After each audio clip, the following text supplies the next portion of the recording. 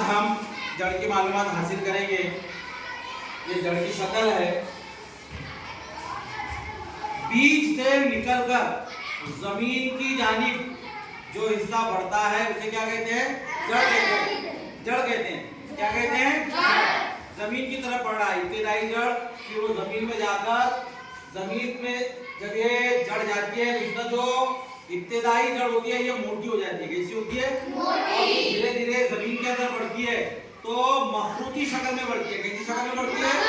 हाँ, इसका जो आखिरी सिरा है वो नोकदार होता चला जाता है। कैसा हो जाता है? नोकदार। और फिर जब ये जड़ जमीन के अंदर बढ़ती है तो इसकी सानवी जड़ें निकलती है। क्या निकलती है? हाँ, जड़ से ये जो जड़ जा रही है इस जड़ से सानवी जड़ें निकलती है। ये सानवी जड़ें शाखें।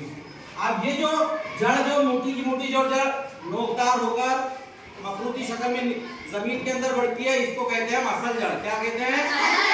ये असल जड़ कहलाती है। अब असल जड़ से सानवी जड़ें निकलती है।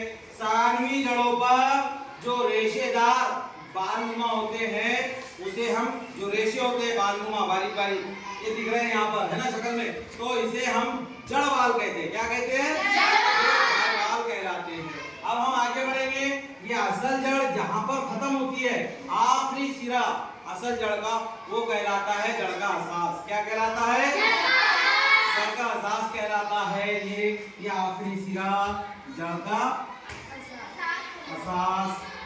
अब ये जो दिख रहा है तुमको टोपी जैसा आखिरी पर जड़ के असास के बाद कुदरत ने आखिरी पर उसको टोपी पहना दी है तो उसको कहते हैं हम जड़ टोपी। क्या कहते हैं? जड़ टोपी। जड़ टोपी। ये जड़ की हिफाजत के लिए कुदरत ने वहां पर जो टोपी नुमा उसको जड़ को लगा दिया है, पहना दिया हिस्सा। वो हिस्सा जो टोपी की तरह जड़ के असास के बाद दिखाई देता है उसे हम जड़ टोपी कहते हैं। समझ में? यस।